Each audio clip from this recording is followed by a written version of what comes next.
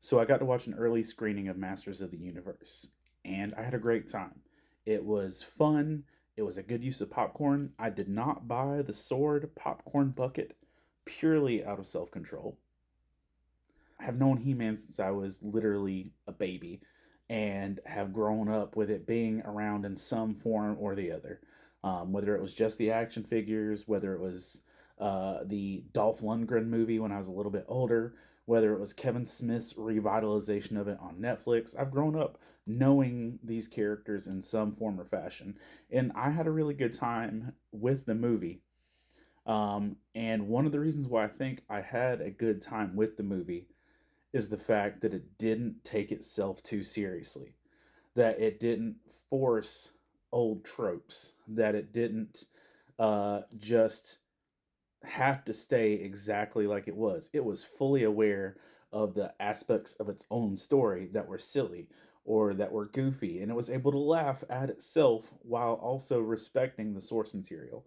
And I think that's one of the things is that kind of gets in our way with our faith sometimes is that we're so bent on keeping things the way that they've been that we can get in the way of how God's actually moving us and leading us. That we take ourselves so seriously with our ideas and our preferences and our traditions that we miss that God might actually be doing something new in us.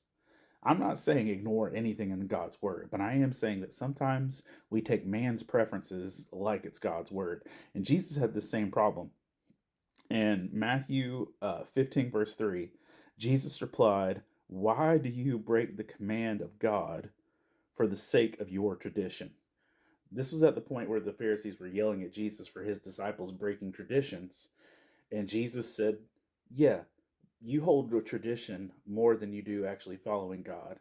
We have to be able to ask ourselves, am I doing this and following through with these things because of traditions of men, because it's how we've always done it?